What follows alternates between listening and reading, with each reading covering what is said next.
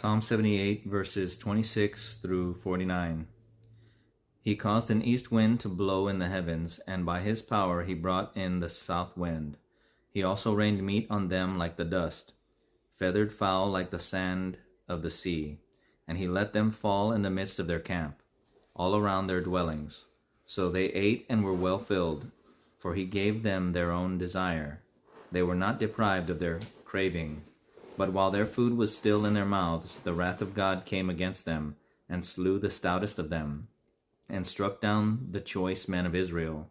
In spite of this they still sinned, and did not believe in his wondrous works.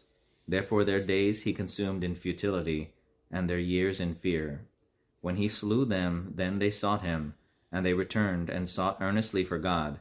Then they remembered that God was their rock, and the Most High God their Redeemer. Nevertheless they flattered him with their mouth, and they lied to him with their tongue. For their heart was not steadfast with him, nor were they faithful in his covenant. But he, being full of compassion, forgave their iniquity, and did not destroy them. Yes, many a time he turned his anger away, and did not stir up all his wrath. For he remembered that they were but flesh, a breath that passes away and does not come again.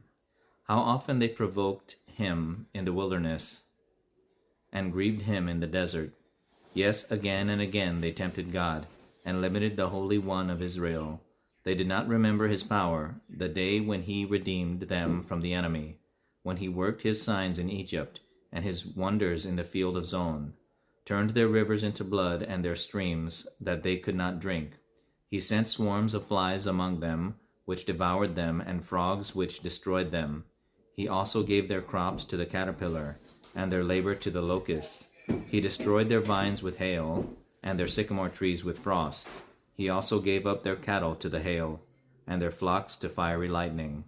He cast on them the fierceness of his anger, wrath, indignation, and trouble, by sending angels of his destruction among them.